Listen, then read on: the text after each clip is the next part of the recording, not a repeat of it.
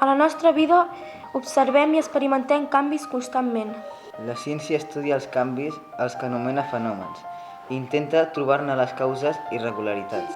Entre aquests canvis podem distingir-hi els canvis físics i els canvis químics.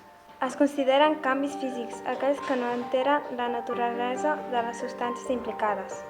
Per exemple, el canvi de posició és un canvi físic perquè la substància no ha variat. Ha sigut un canvi físic, ha canviat de posició i continua sent un esquelet. En els canvis químics es produeixen noves substàncies a partir d'unes substàncies inicials. Per exemple, si cremem un paper es produeix una transformació de substància en altres de nova. S'ha produït un canvi químic, el paper s'ha convertit en cendres i fum. A la pràctica d'avui farem un canvi físic i un canvi químic a una mateixa substància, l'aigua. Això és el peu i el nou. Això és el cèrcol. Això és el precipitat. Això és el calefactor. Això és el vidre del rellotge. Quan l'aigua líquida bull, passa a vapor d'aigua. S'ha produït un canvi d'estat. És un canvi físic perquè no hi ha hagut un canvi de substància.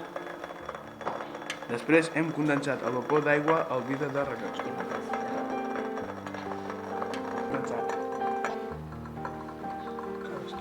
L'aigua està bullint i s'està transformant en gas i després es condensa i torna a passar a líquid.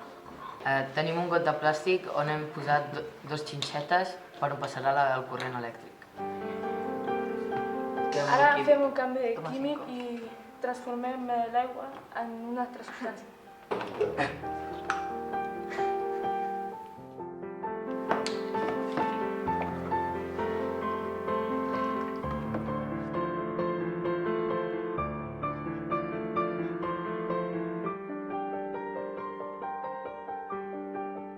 Ha sigut un canvi químic perquè l'aigua s'està transformant en altres substàncies, hidrogen i oxigen.